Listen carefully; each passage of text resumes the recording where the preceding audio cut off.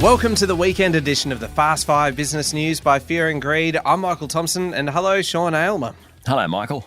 Sean, on weekdays, it's all about the Fast 5, the top 5 business stories in 5 minutes. On the weekend, we still obviously keep it to 5 minutes, but we're going to pick out the biggest story of the week, the most remarkable story, the sleeper story, one that's kind of flying under the radar a little bit, and our favourite story as well. So let's jump straight into it.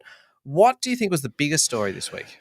Well, I think the fact that ratings agency Fitch cut the US sovereign debt rating to AA plus from AAA. What it did was send a signal that the US economy isn't doing that well, and that made investors run for cover. We saw that in the markets with equities tumbling, particularly tech stocks on Wall Street and locally. The Aussie dollar almost touched 65 US cents, the lowest level since March. Remember, the US dollar is the reserve currency for the world, so that's where people go when they're worried about the outlook. These rating agencies have great power. S&P downgraded the US about 10 years ago. Moody's still has it at AAA. Treasury Secretary Janet Yellen said the decision was outdated, but the US will still have to pay more for debt, and the rest of us are paying for it as well via weaker markets. Now, of course, this is on the back of the fact that the Reserve Bank left interest rates on hold here. Probably the biggest story of the week in truth, but nothing happened, so I'm actually going to disqualify it for that. But obviously, that's playing out in our markets as well. Yeah, big story, Sean. For me, the big stories this week were all in politics. It was a really big week. Parliament was sitting again after the midwinter break, and really there were a bunch of things happened. These are probably the three biggest, the three most important. Number one, the government reintroduced legislation to set up the $10 billion Housing Australia Future Fund. This is about building affordable housing, tens of thousands of properties. The Greens want Labor to spend more. They also want a rent freeze. If the legislation doesn't pass, it will provide the government with a trigger for a double dissolution election. We're not going to go to the polls again this year. The Prime Minister has ruled that out, but hey, who knows? Next year, we could be going to another election. Item number 2 from this week, the Albanese government facing its first industrial dispute by federal workers, public sector unions protesting against a pay offer. Item number 3, and arguably the biggest in terms of economic impact, Sean, is the news late in the week that China will lift the tariffs on Australian barley exports. Now, these crippling tariffs of more than 80% were put on our exports more than 2 years ago. Barley was just one of a number of products that were hit.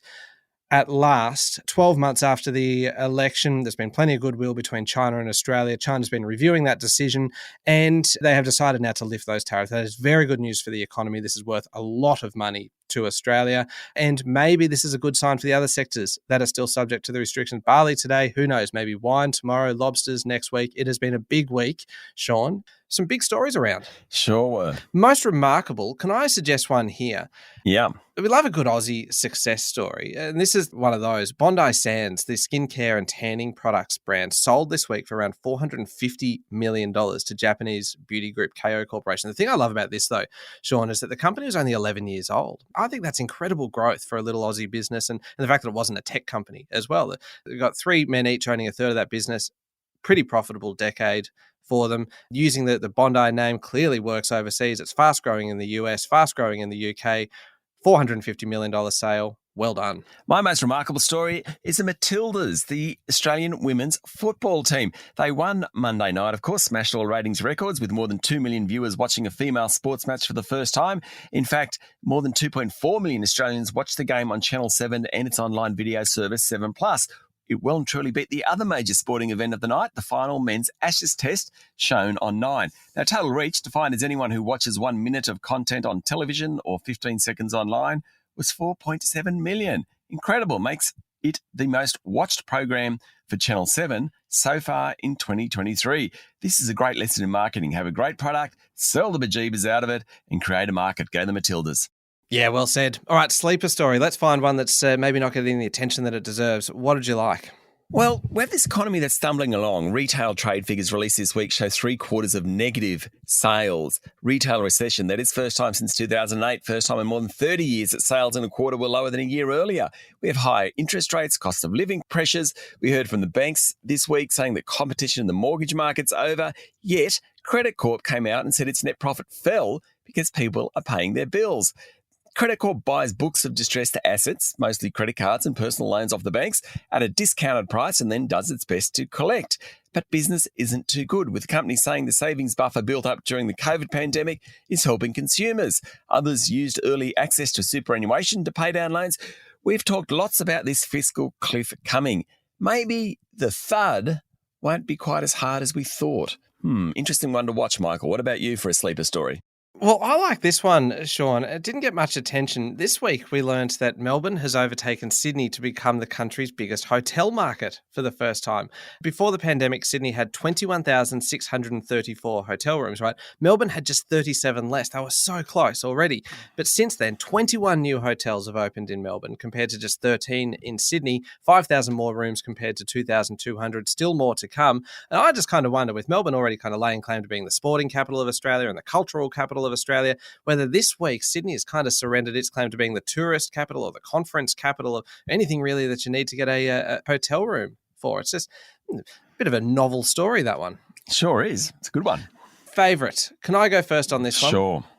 It is a story about shrinkage, Sean. It is the shrinkage of the average workday. There was a study that we heard about this week that the average workday has gotten 37 minutes shorter in the last year. That's a huge decrease, right, in just 1 year. And fewer people are doing overtime shifts as well. The thing is, this is such a big study. 38 million hours worked by more than 134,000 employees globally. So this is huge. But the key is that while our days are getting shorter, we're still producing the same output. And so that's what makes it my favourite story.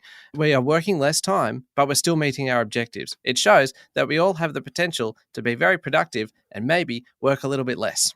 My favourite story of the week, Michael, is all about turning back the tide, doing the impossible, beating the odds, yes, stopping your kids from being on their smartphone. China's Internet Overseer, the Cyberspace Administration of China, has announced new regulations in which kids won't be allowed to access the internet on mobile devices from 10 p.m. to 6 a.m. Kids between the ages of 16 and 18 will be restricted to 2 hours of mobile usage. No idea how they're going to enforce it, but good on them for trying. All right, there we go. 5 minutes and pretty much everything you need to know in the world of business. Thank you very much, Sean. Thank you, Michael. We'll be back on Monday morning with the top 5 business stories in 5 minutes. Don't forget to hit follow and join us online on Instagram, LinkedIn, Facebook and X. I'm Michael Thompson, and this is the Fast 5 Business News by Fear and Greed.